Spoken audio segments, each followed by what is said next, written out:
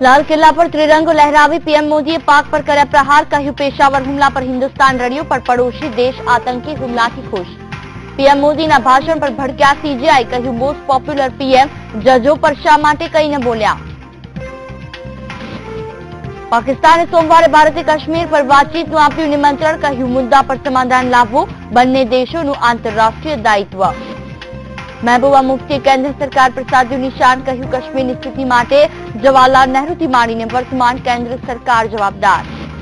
પ્રધાનમંત્રી નરેન્દ્ર મોદીએ પ્રમુખ સ્વામીની આરતી કરી આપી શ્રદ્ધાંજલિ। પીએમએ ભાવુક થઈ કહ્યું સ્વામી સાથે હતા પિતા પુત્ર જેવા ગાઢ સંબંધ। ઉનામાં સ્વાતંત્ર્ય પર્વની ઉજવણીમાં કન્હૈયાના ચાપખા, કહ્યું લાલ કિલ્લા પરથી મોટી મોટી વાતો કરનારા જ જાતિવાદ ફેલાવી રહ્યા છે। હુસેન બોલ્ટે ત્રીજો ગોલ્ડ જીતી રચ્યો ઇતિહાસ, 100 મીટરની રેસ 9.61 સેકન્ડમાં કરી પૂરી।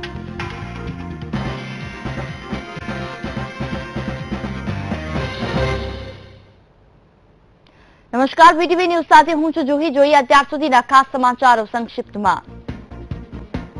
પાકિસ્તાને એકવાર ફરીથી કાશ્મીર વિવાદના મુદ્દાને ઉઠાવીને ભારતે વાતચીત માટે આમંત્રણ આપ્યું હતું। પાકિસ્તાને ભારતીય ઉચ્ચાયુક્તને બોલાવીને એક ચિઠ્ઠી પણ આપી। પાકિસ્તાન વિદેશ મંત્રાલય તરફથી આ જાણકારી આપવામાં આવી છે।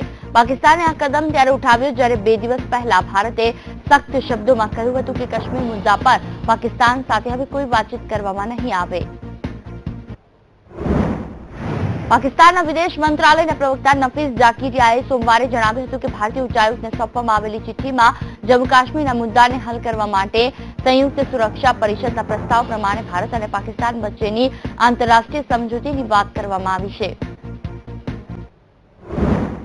દેશ આજે પોતાનો 70મો સ્વતંત્રતા દિવસ ઉજવી રહ્યો છે। આ નિમિત્તે લાલ કિલ્લા પરથી પ્રધાનમંત્રી મોદીએ ત્રિરંગો ફરકાવ્યો। સાથે જ રાષ્ટ્રધ્વજ ફરકાવતી વખતે 21 તોપોની સલામી પણ આપવામાં આવી હતી અને દેશને સંબોધિત કર્યા હતા। લાલ કિલ્લાની પ્રચારથી રાષ્ટ્રને સંબોધિત કરતી વખતે તેમણે સરકારની નીતિ, નિયત અને નિર્ણય પર કહ્યું તથા આતંકવાદ મુદ્દે પાકિસ્તાનને સખત ભાષામાં સંદેશ આપ્યો। રાષ્ટ્રને સંબોધિત કરતી વખતે તેમણે ગરીબીને ખતમ કરવાનો સંકલ્પ લીધો તો માઓવાદીઓ અને આતંકવાદીઓને પણ ચેતવણી આપી। તેમણે કહ્યું કે આ દેશ ઉપનિષદથી ઉપગ્રહ સુધી, મહાભારતના ભીમથી ભીમરાવ સુધીની યાત્રા કરી ચૂક્યો છે। મોદીએ દેશવાસીઓને કહ્યું કે તેઓ ટાળવાનું નહીં, સામનો કરવાનું જાણે છે। 70મા સ્વતંત્રતા દિવસના અવસરે લાલ કિલ્લા પરથી વડાપ્રધાન નરેન્દ્ર મોદીએ પાકિસ્તાન પર નિશાન તાક્યું। સાથે જ પાક અધિકૃત કાશ્મીર અને બલુચિસ્તાનની વાત કરતા કહ્યું કે મને બલુચિસ્તાન પર ગર્વ છે અને બલુચિસ્તાન મોદીનું નહીં પરંતુ સમગ્ર દેશનું સન્માન કરે છે, એટલે મોદીએ તેમનો આભાર માન્યો। સાથે જ વડાપ્રધાન મોદીએ પાકિસ્તાનને કડક શબ્દોમાં સંદેશો આપ્યો। બલુચિસ્તાનના હાલ પાકિસ્તાન વિરુદ્ધ દેખાવો ચાલી રહ્યા છે અને તેમના વિરોધની મોદીએ સરાહના કરી, તેમનો આભાર માન્યો। તો બીજી તરફ બલોચી નેતાઓએ પોતાના ભાષણમાં બલુચિસ્તાનના લોકોની મુશ્કેલી વિશે વાત કરતા તેમનો આભાર માન્યો। મોદીના નિવેદનની અસર ઇસ્લામાબાદમાં પણ જોવા મળી રહી છે। પાકિસ્તાને બલુચિસ્તાનથી બહાર બલુચ નેતાઓને વાતચીત કરવા માટે બોલાવ્યા। પાકિસ્તાને કહ્યું છે કે સમસ્યાનો ઉકેલ લાવવા માટે વાતચીત જરૂરી છે। બલુચિસ્તાનના મુખ્યમંત્રી અને દક્ષિણી કમાન્ડના કમાન્ડર લેફ્ટનન્ટ જનરલ અમીન રિયાઝે કહ્યું છે કે તેઓ સ્વનિર્વાસિત બલુચ નેતાઓ જો દેશમાં પરત ફરવા માંગે છે તો તેમનું સ્વાગત કરશે। લાલ કિલ્લા પરથી પીએમ મોદીના ભાષણમાં જજોની નિયુક્તિ પર કોઈ જાહેરાત ન થતા ભારતના મુખ્ય ન્યાયાધીશ ટીએસ ઠાકુર નિરાશ થયા। સીજેઆઈએ કહ્યું છે કે અમે પોપ્યુલર પ્રાઇમ મિનિસ્ટરના ભાષણને 1.5 કલાક સુધી સાંભળ્યું અને લો મિનિસ્ટર સ્તરે પણ સાંભળ્યું। મને આશા હતી કે જજોની નિયુક્તિ વખતે આજે જાહેરાત થશે। ચીફ જસ્ટિસે કહ્યું કે અંગ્રેજોના સમયમાં તો 10 વર્ષમાં કેસનો નિર્ણય આવી જતો, જે હાલ થઈ રહ્યું નથી। અત્યારે તો કેસ એટલા વધી ગયા છે કે લોકોની આશાઓ પણ વધી ગઈ છે, જેને કારણે મેં અપીલ કરી છે કે આના ઉપર કોઈ પણ યોગ્ય નિર્ણય લેવામાં આવે। દિલ્હીના મુખ્યમંત્રી અરવિંદ કેજરીવાલની તસવીર સોશિયલ મીડિયા પર વાયરલ થઈ અને આ તસવીરમાં કેજરીવાલ ઊંઘતા જોવા મળી રહ્યા છે। આ તસવીર એ સમયની છે જ્યારે વડાપ્રધાન નરેન્દ્ર મોદી લાલ કિલ્લા પરથી ભાષણ આપી રહ્યા હતા। કેજરીવાલની આ તસવીર સામે આવતાની સાથે જ લોકોએ તેને સોશિયલ મીડિયા પર શેર કરવાનું શરૂ કરી દીધું। આ તસવીરમાં કેજરીવાલ પોતાની પત્ની સાથે બેઠેલા જોવા મળે છે અને ભાષણમાં ઊંઘતા પણ દેખાય છે। સ્વતંત્રતા દિવસના અવસરે જય તરફ વડાપ્રધાન નરેન્દ્ર મોદીએ લાલ કિલ્લા પરથી પાકિસ્તાન અધિકૃત કાશ્મીરની ચર્ચા કરી તો બીજી તરફ જમ્મુ કાશ્મીરના મુખ્યમંત્રી મહેબૂબા મુફ્તીએ શ્રીનગરમાં કેન્દ્ર પર પ્રહાર કર્યો। મુફ્તીએ કાશ્મીરની પરિસ્થિતિ માટે કેન્દ્ર સરકારને દોષિત ઠેરવ્યા. ઝંડો ફરકાવ્યા બાદ મુફ્તીએ કહ્યું છે કે જમ્મુ કાશ્મીરની સ્થિતિ માટે જવાહરલાલ નહેરુથી લઈને વર્તમાન સુધીની કેન્દ્રીય નેતૃત્વ જવાબદાર છે. બંદૂકો આતંકીઓની હોય કે પછી ઘરની, તેનાથી કોઈ મુદ્દો હલ નથી થવાનો. ત્યારે સ્વતંત્રતા દિવસે સવારે ભારતીય જવાનોએ પાકિસ્તાની સેનાને મીઠાઈ આપીને આઝાદીની ઉજવણી કરી. બંને દેશોની સીમા પર તેના સુરક્ષા બળ, જમ્મુમાં આંતરરાષ્ટ્રીય સીમા અને પંજાબના અમૃતસરના અટારી વાઘા સીમા, રાજસ્થાન અને ગુજરાતની કેટલીક જગ્યાઓ પર ઉત્સવ મનાવી અને મીઠાઈ આદાન પ્રદાન કરીને ઉજવે છે. ભારતના સ્વતંત્રતા દિવસ પર પાકિસ્તાની રેન્જર્સે વાઘા બોર્ડર પર બીએસએફના જવાનોને મીઠાઈઓ આપી હતી. જ્યારે બીજી તરફ એલઓસી સાથેના ઉરી સેક્ટરમાં આતંકવાદીઓએ ઘૂસણખોરીનો પ્રયાસ કર્યો. ભારતીય સૈન્યએ આ ઘૂસણખોરીને નિષ્ફળ બનાવતા 3 આતંકીઓને ઠાર માર્યા. આ ઉપરાંત જમ્મુ કાશ્મીરના શ્રીનગરમાં આતંકવાદીઓ દ્વારા કરાયેલા હુમલામાં સીઆરપીએફના 6 જવાન અને જમ્મુ કાશ્મીર પોલીસના એક પોલીસકર્મી ઘાયલ થયા, જ્યારે કમાન્ડન્ટ પ્રમોદ કુમાર શહીદ થયા હતા. આ શ્રીનગરમાં સુરક્ષા દળો અને આતંકવાદીઓ વચ્ચે ગોળીબાર ચાલી રહ્યો છે. નોહટ્ટામાં સીઆરપીએફ કેમ્પ પાસે પણ 2 આતંકીઓ ઠાર મરાયા. એક તરફ જ્યાં દેશ આઝાદીની ઉજવણી કરવામાં વ્યસ્ત છે, ત્યાં બીજી તરફ શ્રીનગરમાં આતંકીઓએ સીઆરપીએફના જવાનો પર હુમલો કરી દીધો. આ હુમલામાં 9 જવાનો ઘાયલ થયા છે અને એક સીઆરપીએફ અધિકારીનું મોત થઈ ગયું છે. મણિપુરમાં ઇમ્ફાલ વેસ્ટ ખાતે 2 મીડિયમ ઇન્ટરસિટીના આઈડી બ્લાસ્ટ થયા હતા, જેમાં કોઈ જાનહાનિના હાલ તો કોઈ અહેવાલ નથી. બીજી તરફ આસામમાં તિનસુકિયા જિલ્લામાં 4 લો ઇન્ટરસિટીના બ્લાસ્ટ થયા. આ ઉપરાંત એક બ્લાસ્ટ શિવસાગર એરિયામાં થયો. અત્યાર સુધી આ બ્લાસ્ટમાં કોઈ જાનહાનિ થયાના અહેવાલ નથી. સમાજવાદી પાર્ટીની અંદર ચાલી રહેલી ખેંચતાણ બંધ થવાનું નામ જ નથી લઈ રહ્યું. સપા પ્રમુખ મુલાયમસિંહ યાદવે સોમવારે એક મોટું નિવેદન આપ્યું. તેમણે કહ્યું કે અખિલેશ યાદવના મંત્રી પાર્ટી ઉપર બોજ છે. મુલાયમસિંહે કહ્યું કે પાર્ટીમાં શિવપાલસિંહ વિરુદ્ધ કાવતરા થઈ રહ્યા છે. શિવપાલ પોતાના કામમાં લાગી રહ્યા છે, જ્યારે લોકો તેમની પાછળ પડી રહ્યા છે. તેમણે કહ્યું કે શિવપાલ 2 વખત રાજીનામું આપી ચૂક્યા છે, પરંતુ મેં તેમને રોક્યા છે. જો તેઓ છોડી દેશે તો પાર્ટી માટે મુશ્કેલી ઊભી થશે. કેરળના જાણીતા પનાબ સ્વામી મંદિરની સંપત્તિમાંથી 186 કરોડ રૂપિયાનું સોનું ગાયબ થઈ ગયું. મંદિરનું આ કૌભાંડ ત્યારે બહાર આવ્યું જ્યારે વિનોદ રાય કમિટીએ મંદિરની સંપત્તિનું ઓડિટ કર્યું. ઓક્ટોબર 2015માં સુપ્રીમ કોર્ટના પૂર્વ સીએજી વિનોદ રાયને મંદિરની સંપત્તિનું ઓડિટ કરી રિપોર્ટ આપવાનું કહ્યું હતું. વિનોદ રાય કમિટીએ રિપોર્ટમાં ખુલાસો કર્યો છે કે મંદિર પ્રશાસનમાં કૌભાંડ થઈ રહ્યું છે. સૂત્રોના જણાવ્યા અનુસાર લગભગ 1000 પન્નાઓના રિપોર્ટમાં એ ખુલાસો થયો છે કે મંદિરની 186 કરોડ રૂપિયાની સંપત્તિ ગાયબ થઈ ગઈ છે. તેમાં સોનાના વાસણો છે, જેની સંખ્યા 769 બતાવવામાં આવી રહી છે. રિપોર્ટમાં એ પણ જણાવવામાં આવ્યું છે કે સોનાના 263 વાસણોમાં તેના શુદ્ધિકરણના નામે કૌભાંડ આચરવામાં આવ્યો છે. તો સાળંગપુર પહોંચેલા વડાપ્રધાન નરેન્દ્ર મોદી અક્ષરવાસી પ્રમુખ સ્વામીના અંતિમ દર્શન કર્યા અને તેમની આરતી ઉતારી. આરતી ઉતાર્યા બાદ મોદીએ સંબોધન કર્યું અને સંબોધનની શરૂઆતમાં જ પીએમ મોદી ભાવુક થઈ ગયા. પીએમ મોદીએ કહ્યું કે લોકોએ તો ગુરુ ગુમાવ્યા છે, પરંતુ તેમણે એક પિતા ગુમાવ્યા. પ્રમુખ સ્વામી તરફથી તેમને પિતાતુલ્ય પ્રેમ મળ્યો. પ્રમુખ સ્વામીએ ભારતીય સંસ્કૃતિ જાળવવાનું કામ કર્યું હતું અને યોગીજી મહારાજના શ્રેષ્ઠ શિષ્ય તરીકે પણ તેમણે કામ કર્યું. ભાજપના રાષ્ટ્રીય અધ્યક્ષ અમિત શાહ સાળંગપુર ખાતે બાપુના અંતિમ દર્શન માટે જશે. 17મી ઓગસ્ટના રોજ અમિત શાહ પ્રમુખ સ્વામીની અંતિમ વિધિમાં હાજરી આપશે. સ્વામિનારાયણ સંપ્રદાયના પ્રમુખ સ્વામી બ્રહ્મલીન થતા હરિભક્તોના ટોળા બાપાના અંતિમ દર્શન માટે સાળંગપુર ખાતે આવી રહ્યા છે. ત્યારે આરએસએસના આગેવાન સંજય જોશી પણ બાપાના અંતિમ દર્શન કરવા માટે અમદાવાદ એરપોર્ટ પર આવ્યા હતા અને પ્રમુખ સ્વામી જેવી દિવ્ય આત્મા માટે ખાસ સંબોધન કર્યું. તો આ તરફ તારક મહેતાના ઉલ્ટા ચશ્માના પ્રખ્યાત ટીવી કલાકાર અને ફિલ્મ અભિનેતા દિલીપ જોશીએ પણ પ્રમુખ સ્વામીના અંતિમ દર્શન કર્યા. આ સમયે તેમણે પ્રમુખ સ્વામીના આશીર્વાદ મેળવી શોકની લાગણી વ્યક્ત કરી હતી. બ્રહ્મલીન પ્રમુખ સ્વામી મહારાજના નશ્વર દેહના 17 ઓગસ્ટના રોજ બપોરે 3 કલાકે અંતિમ સંસ્કાર કરાશે. સાળંગપુર ખાતે મંદિરની બરોબર સામે અને ગુરુશાસ્ત્રી સ્વામીના સ્મૃતિ મંદિરની બાજુમાં પ્રમુખ સ્વામીના ચંદનના લાકડા અને શાસ્ત્રોક્ત વિધિ અનુસાર અંતિમ સંસ્કાર કરવામાં આવશે. તો બાપાના અંતિમ સંસ્કારમાં વિશ્વભરમાંથી સ્વામિનારાયણ સંપ્રદાયના અનુયાયી અને ભાવિક ભક્તો ઉમટી પડશે, જેને લઈને પણ વિશેષ તૈયારીઓ કરવામાં આવી છે. ઉલ્લેખનીય છે કે 13 ઓગસ્ટને શનિવારે સાંજે 6 કલાકે પ્રમુખ સ્વામી મહારાજે અંતિમ શ્વાસ લીધા. દિલ્હીની જેએનયુના વિદ્યાર્થી સંઘના પ્રમુખ કનૈયા કુમારે પીએમ મોદી અને અડવાણી પર નિશાન સાધ્યું છે. ઉનામાં દલિત સમાજ દ્વારા સ્વતંત્રતા દિવસ નિમિત્તે ધ્વજવંદન કાર્યક્રમનું આયોજન કરવામાં આવ્યું. આ કાર્યક્રમમાં કનૈયા કુમાર પણ હાજર રહ્યા અને તેને સંબોધન કરતા પીએમ મોદી અને અડવાણીની યાત્રા પર પ્રહાર કર્યા. તેમણે કહ્યું કે પીએમ મોદીએ લાલ કિલ્લા પર કરેલા સંબોધનમાં વિચાર વગરની વાતો કરી. આ દેશ માત્ર વડાપ્રધાન મોદીનું નહીં પણ તમામ લોકોનો દેશ છે. તો અડવાણીજીએ વર્ષો પહેલા યોજેલી રથયાત્રા મુદ્દે પણ કનૈયા કુમારે પ્રહાર કર્યા. તેમણે અડવાણીજીની યાત્રાને જ્ઞાતિવાદીની યાત્રા કહી. તેમણે કહ્યું કે અડવાણીજીની રથયાત્રા દેશ અને ધર્મને તોડવા માટેની હતી અને અમદાવાદથી ઉના સુધી નીકળેલી દલિતોની યાત્રા દેશ અને ધર્મને જોડવા માટેની છે.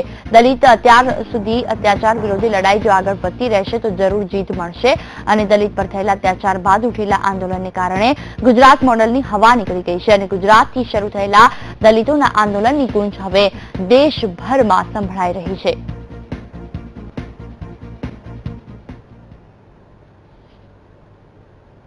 આગળ પર જોઈશું કેટલાક સમાચાર. રોકાઈએ એક બ્રેક માટે.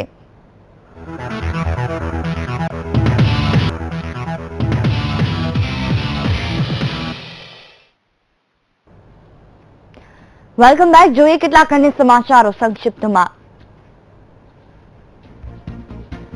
17મા સ્વતંત્રતા દિવસ નિમિત્તે મોરબીમાં રાજ્ય કક્ષાની ઉજવણી કરવામાં આવી. મુખ્યમંત્રી વિજય રૂપાણી મોરબીમાં ધ્વજવંદન કરી સલામી આપી. વિજય રૂપાણી ધ્વજવંદન બાદ જણાવ્યું હતું કે રાજકોટ મોરબી જે સિંગલ ટ્રેક છે તેને 200 કરોડથી વધુના ખર્ચે 4 લેન બનાવવામાં આવશે.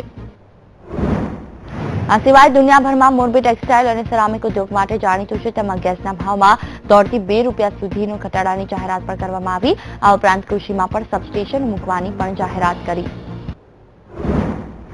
વલસાડના ધરમપુર ખાતે પણ સ્વતંત્ર ઉજવણી કરવામાં આવી હતી, જેમાં રાજ્યકક્ષાના રમતગમત મંત્રી રાજેન્દ્ર ત્રિવેદીની ઉપસ્થિતિમાં ધ્વજવંદન બાદ વિવિધ કાર્યક્રમ યોજાયા હતા.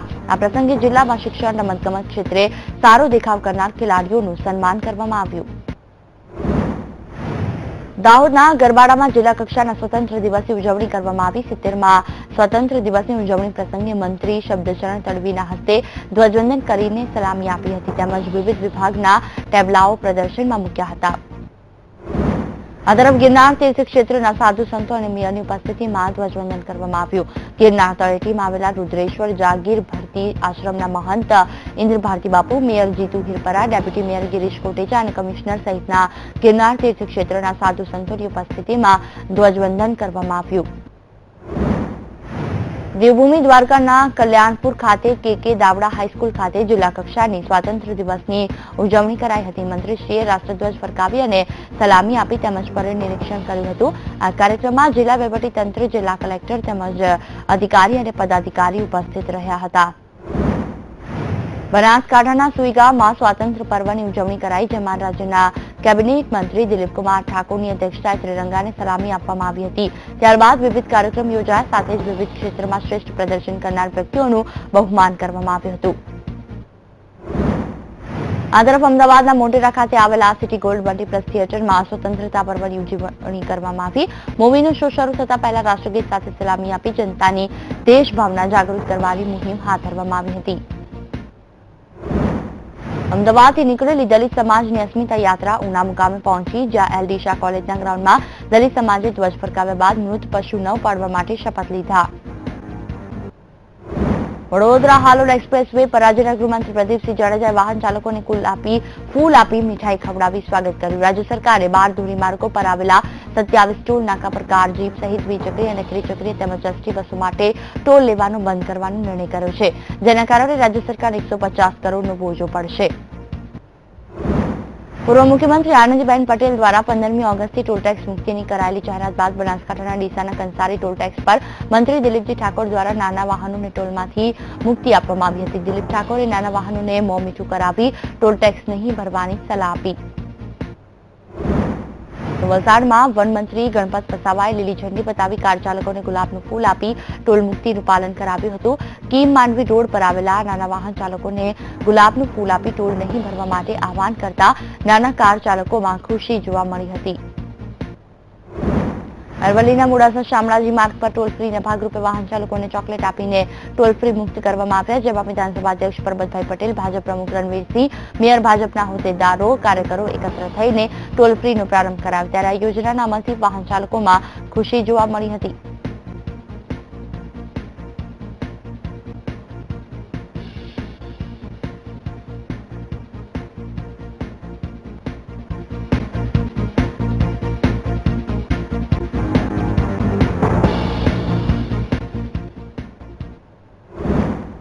અમદાવાદના કૃષ્ણનગર પોલીસ સ્ટેશનના પોલીસ લાંચ લેતા ઝડપાયા છે. કૃષ્ણનગર પોલીસ સ્ટેશનમાં ફરજ બજાવતા એક પીએસઆઈ, એક કોન્સ્ટેબલ અને એક એલઆરડી પોલીસ 15,000ની લાંચ લેતા ઝડપાયા. હાલ ત્રણેય પોલીસ વિરુદ્ધ કાયદેસરની કાર્યવાહી હાથ ધરવામાં આવી છે. સુરત એરપોર્ટ એક્શન કમિટી અને હેલ્પિંગ હેન્ડ દ્વારા વધુ ફ્લાઇટ આવે તે માટે એક એકતા ચેઇન બનાવી નવી ફ્લાઇટની માંગણી કરી હતી, જેમાં 1000થી વધુ વિદ્યાર્થીઓ જોડાયા. એકતા ચેઇનમાં વિદ્યાર્થીનીઓ દ્વારા બેટી બચાવો બેટી પઢાઓના સંદેશો પણ આપવામાં આવ્યો. શ્રાવણ મહિનાનો આજે બીજો સોમવાર છે, ત્યારે સોમનાથ મંદિરમાં શિવ ભક્તોનું ઘોડાપુર ઉમટી પડ્યું. દેવાધિદેવ મહાદેવના દર્શન કરવા શ્રદ્ધાળુઓનું ઘોડાપુર ઉમટી પડ્યું. પ્રથમ જ્યોતિર્લિંગના એવા સોમનાથ મહાદેવની આરતીના દર્શન કરી ભક્તોએ ધન્યતા અનુભવી. ઉત્તરી સિરિયાના એલેપો વિસ્તારમાં વિદ્રોહીઓના ગોળીબાર અને હવાઈ હુમલામાં 51 લોકોના મોત થઈ ગયા. જાણકારી અનુસાર સરકાર નિયંત્રિત ક્ષેત્રોમાં વિદ્રોહીઓ દ્વારા ગોળીબાર અને વિદ્રોહીઓ નિયંત્રિત જિલ્લાઓમાં સિરિયાઈ હવાઈ હુમલા થયા છે, જેમાં 51 લોકોના મોત થઈ ગયા છે અને તેમાં 4 બાળકો અને 6 મહિલાઓનો સમાવેશ થાય છે. અફઘાનિસ્તાનની રાજધાની કાબુલમાં સ્થિત અમેરિકી દૂતાવાસ બહાર બ્લાસ્ટ થતા 2 લોકો ઘાયલ થયા છે. આ હુમલાની જવાબદારી કોઈ આતંકવાદી સંગઠને સ્વીકારી નથી.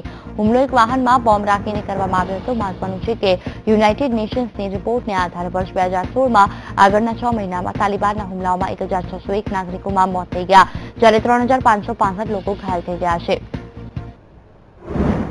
યમનના ઉત્તરી વિસ્તારમાં એક સ્કૂલ પર હવાઈ હુમલો થતા 10 બાળકોના મોત થઈ ગયા, જ્યારે 21 લોકો ઘાયલ થઈ ગયા છે. આ એર સ્ટ્રાઇક સાઉદી અરબે કર્યો હોવાનું માનવામાં આવી રહ્યું છે. જાણકારી અનુસાર બધા જ મૃતકોની ઉંમર 15 વર્ષથી નીચેની છે. મહત્વનું છે કે કેટલાક વર્ષોથી સાઉદી અરબ દ્વારા યમનમાં હવાઈ હુમલાનો દોર યથાવત છે અને તેમાં ગત વર્ષથી 6400 લોકોના મોત થઈ ગયા છે.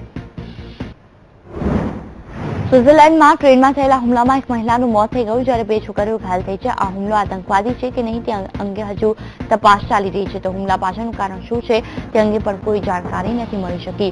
ન્યુયોર્કના John F Kennedy International Airport પર ફાયરિંગની રિપોર્ટ બાદ એરપોર્ટને ખાલી કરી દેવામાં આવ્યું હતું. જોકે ત્યારબાદ તપાસમાં ફાયરિંગના કોઈ પુરાવા ન મળતા એવું જણાવવામાં આવ્યું છે કે એરપોર્ટના ટર્મિનલ 8 પર ડિપાર્ચર વિસ્તારમાં ફાયરિંગનો અવાજ સંભળાવવામાં આવ્યો હતો. ઘટના બાદ તરત ઉડાન રદ કરી દેવામાં આવી અને લોકોને ત્યાંથી બહાર કાઢવામાં આવ્યા હતા. નાઇજીરિયાના આતંકવાદી સંગઠન બોકો હરામે ચિબોકમાંથી અપહૃત કરવામાં આવેલી સ્કૂલની છોકરીઓનો એક વિડીયો જાહેર કર્યો છે. આ વિડીયોમાં બંદૂકધારી આતંકીઓની પાછળ છોકરીઓ જોવા મળી રહી છે. વિડીયો જાહેર કરી આતંકીઓએ માંગ કરી છે કે જો આ છોકરીઓને મુક્ત કરવી હોય તો તેમના આતંકીઓને મુક્ત કરાવવા પડશે. આતંકીઓએ એવું પણ કહ્યું છે કે હવાઈ હુમલામાં કેટલીક છોકરીઓના મોત પણ થઈ ગયા છે. મહત્વનું છે કે એપ્રિલ 2014માં આતંકીઓએ રિપોર્ટના ઉત્તરી શહેરથી 270 સ્કૂલી છોકરીઓનું અપહરણ કર્યું છે. ઉત્તર કોરિયાના પ્યોંગયાંગમાં તાઇડોંગ ગેંગે બિયર ફેસ્ટિવલની ઉજવણી કરવામાં આવી હતી. આ ખાસ અવસર પર બિયર ફેક્ટરીમાં રાઇસ બિયર, ડાર્ક બિયર અને તેની સાથે બીજી કેટલીક બિયર પણ સર્વ કરવામાં આવી. મોકા પર દેશ વિદેશમાંથી બિયરના ચાહકોએ બિયર ફેસ્ટિવલમાં હાજરી આપી. આ અવસર પર બિયર સેમ્પલિંગ કોમ્પિટિશનનું પણ આયોજન કરવામાં આવ્યું હતું.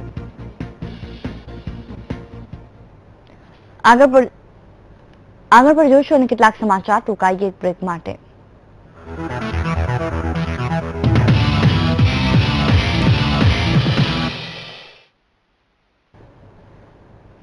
જોઈએ અને કેટલાક ખાસ સમાચારો સંક્ષિપ્તમાં.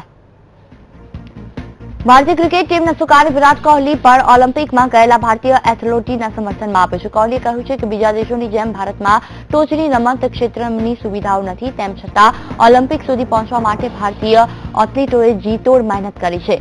ઓલિમ્પિકમાં ભલે ભારતીય એથ્લેટોએ મેડલ નથી જીત્યા, પરંતુ મેડલ જીતવા માટે છેલ્લા સમય સુધી લડ્યા છે. એથ્લેટોની આલોચના કરવાથી મેડલ જીતાતું નથી, પરંતુ તેની મહેનતને બિરદાવવી જોઈએ. રિયો ઓલિમ્પિકમાં જિમ્નાસ્ટિક ખેલાડી દીપા કરમારકર ફાઇનલમાં ચોથા નંબરે રહી. ઓલિમ્પિક મેડલથી તે વંચિત રહી. જોકે દીપા કરમારકરે જિમ્નાસ્ટિક રમતમાં ફાઇનલ સુધી પહોંચીને ઇતિહાસ રચી દીધો છે.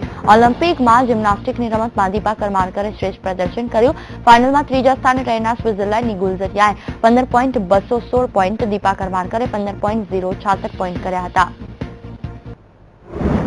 દીપા કરમારકરે નિરાશા સાથે ભારતીય દેશના તમામ નાગરિકોની માફી માંગી. દીપાએ ટ્વીટ કરીને 1.3 કરોડ ભારતની જનતાની માફી માંગી. દીપાએ વધુમાં કહ્યું કે હું દેશના સપનાને પૂરું કરી ન શકી, તેના માટે ફરીથી તમારી માફી માંગુ છું. જે થયું તેના માટે મને માફ કરી દો.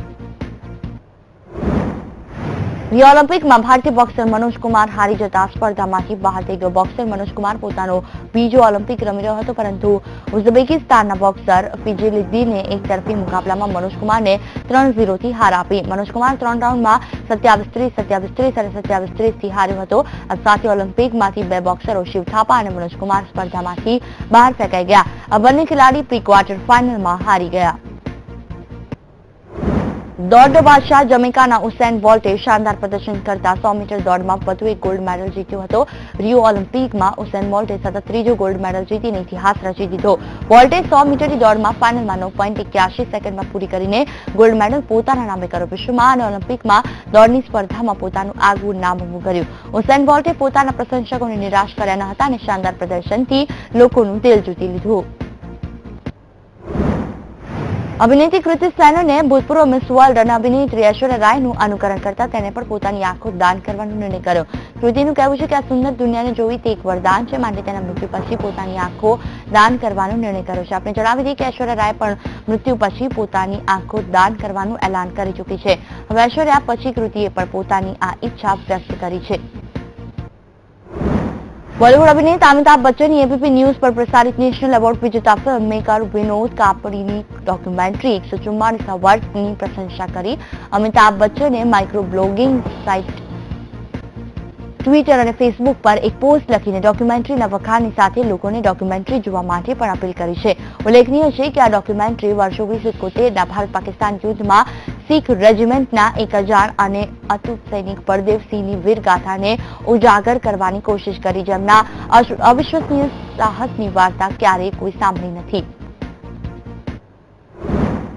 બોલિવૂડના છોટે નવાબ લઈ રહ્યા છે શેફ બનવાની તાલીમ. જી હા, સૈફ અલી ખાન પોતાની આગામી ફિલ્મના શેફનું પાત્ર નિભાવતો નજરે પડશે. ફિલ્મમાં પોતાના પાત્રની તૈયારી માટે સૈફ અલી ખાન કુકિંગની ટ્રેનિંગ શરૂ કરી છે. આ ફિલ્મ 2014માં આવેલી અમેરિકન કોમેડી ડ્રામા ફિલ્મ શેફની રિમેક છે. ફિલ્મની શૂટિંગ કેરળથી ગોવા અને દિલ્હીથી રાજસ્થાન સુધી થશે. આ સાથે યુરોપમાં પણ કેટલાક પાર્ટનું શૂટિંગ કરવામાં આવશે.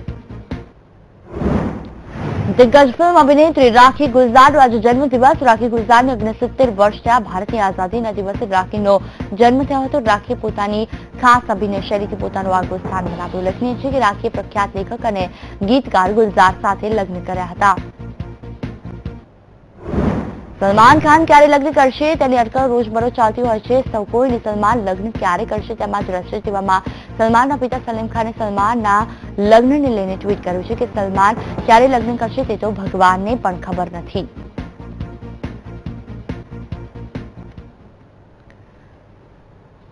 આ સાથે બુલેટિનમાં હાલ બસ આટલું જ. રજા આપશો. નમસ્કાર.